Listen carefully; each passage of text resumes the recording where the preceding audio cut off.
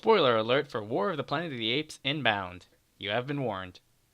So basically, War for the Planet of the Apes should really just be called Ape Moses with a shotgun. The movie takes place a couple of years after Dawn of the Planet of the Apes, with the apes fighting a war for survival against a military force intent on killing Caesar and wiping out the apes. The kicker with them, however, is that the traitor apes from Dawn of the Planet of the Apes are helping the military try to kill Caesar. Why they would help the humans who hate them and want to kill was essentially Chimp Spartacus, I don't know. Maybe they came from, like, the Judas Iscariot school of totally trustworthy animals. Now, Caesar doesn't want any problems, and he's saying, like, nah, man, we out of here. We gonna go live in some other place. I did not start this war.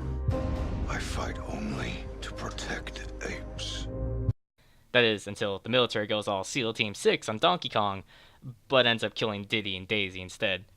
After telling his fellow apes to leave until they become relevant to the plot again, Caesar and 3 other plot devices set off to go apeshit. Someone fucking shame me for making that joke. On the colonel that killed his wife and his oldest son. Along the way, they discover a disease that is spreading amongst the humans, rendering them simple-minded and mute. They end up picking up a little girl with said disease and a balding chimpanzee named Bad Ape, who has learned to speak and ends up being the comedic relief of the movie.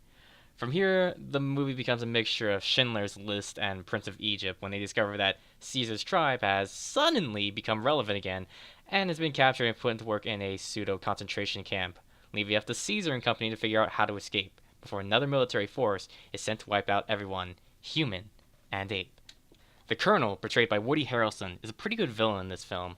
He is a brutal leader who isn't afraid to get his hands dirty because he sees what he is doing as necessary for humanity to survive, and in a way, he is right. There can be only one apex species on the planet, so it's either going to be the apes or the humans at the top of the food chain. It's weird to say it, but I found myself rooting against my own species at times. I mean, yeah, human beings can be assholes at times and push to the extremes. They can commit atrocities against each other, but we're humans. We can create good things, right? Like art, literature, philosophy, and... Oh. Oh my. Oh, gods! Inquisitor, you know what has to be done. Better just lay the exterminatus upon these heretics. Alright, fire!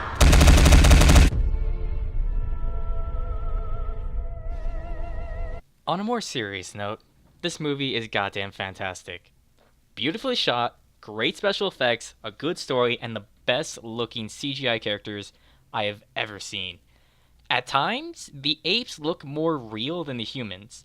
Andy Serkis' performance as Caesar is one of the greatest performances he has ever given, rivaling that of Smeagol from Lord of the Rings.